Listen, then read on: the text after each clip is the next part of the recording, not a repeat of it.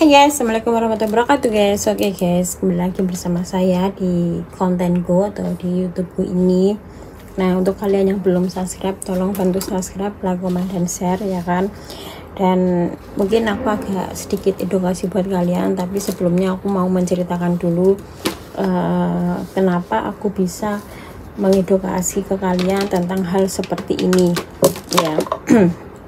Jadi di Hongkong ini guys, ada seorang PRT atau pembantu rumah tangga asal dari Filipina.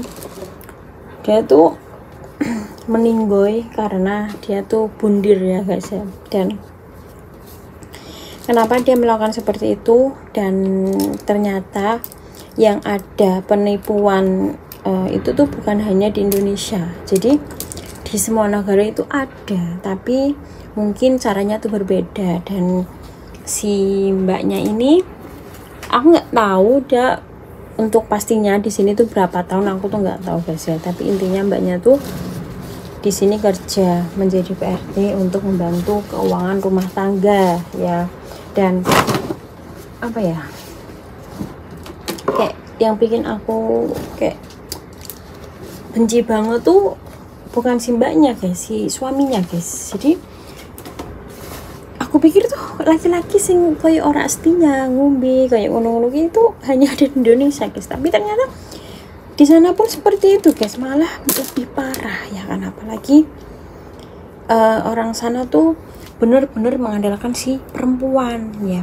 Jadi mbaknya ini tuh udah punya anaknya tuh satu, masih kecil, berapa, 9 tahun atau 8 tahun umurnya guys. Dan mempunyai suaminya ini tuh di rumah, di tempatnya sana, tempat tinggalnya di Filipina, dia tuh suka mabuk kayak gitu, suka judi gitu, entah judol atau kayak gimana, tapi dia suka judi ya kan. Terus posisinya si mbaknya ini mungkin dia berpikir aku kerja terus kayak gitu kan, aku ada uang, nggak ada salahnya aku investasi kayak gitu kan.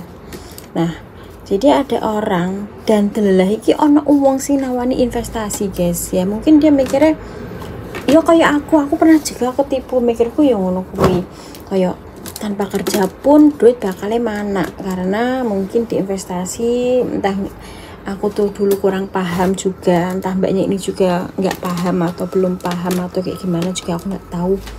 Tapi dia menginvestasi uangnya. Setelah dia menginvestasi uangnya guys, dia tuh tertipu.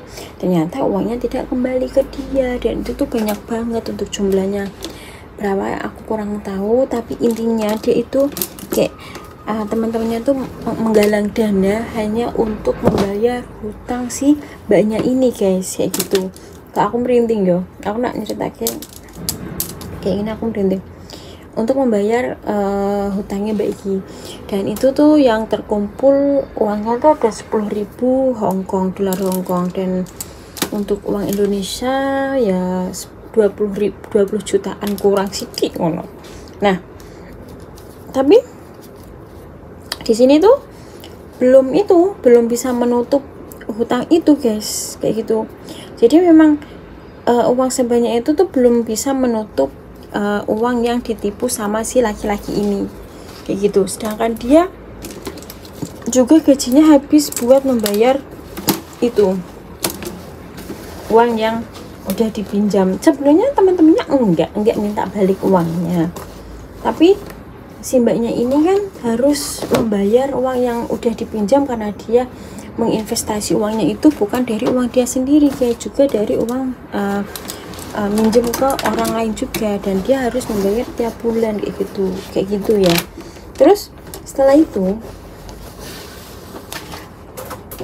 karena uang gajinya itu habis buat kehidupan di sini sama buat semua itu ngebayar hutangnya dia, jadi dia tuh nggak kirim guys. Sedangkan tadi aku bilang suaminya tuh suka mabuk, judi kayak gitu. Jadi dia tuh tertekan dengan keadaan. Nah, dia ditekan sama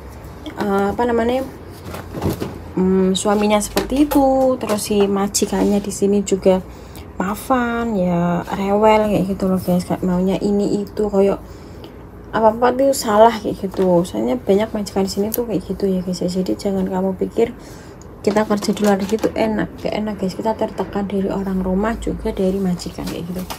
Nah setelah itu si mbaknya ini mungkin kalut ya, dia tuh udah curhat ke teman-temannya atau di grup, dia tuh sampai nangis dan apa namanya, sambil nangis, sambil benar-benar dia tuh nangis-nangis, dia minta bantuan, gak tuh minta bantuan ke siapa lagi kalau udah kayak gini.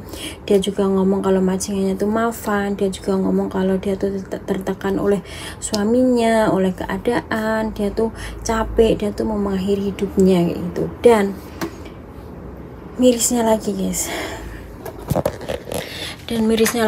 dia itu benar-benar mengakhiri hidupnya dengan loncat di gedung mall yang ada di Sunwon guys, kayak gitu.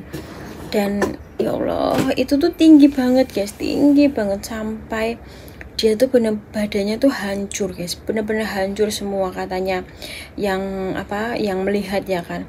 Dia tuh badannya tuh hancur sampai nggak ada yang utuh kayak gitu.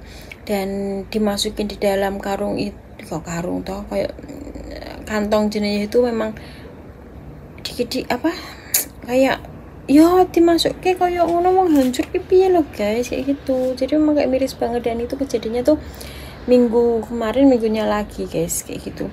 Jadi memang hari Minggu dia tuh tiba-tiba habis curhat kayak gitu, dia tuh naik di gedung mall yang paling tinggi dan tiba-tiba tuh dia tuh anjlok kayak gitu.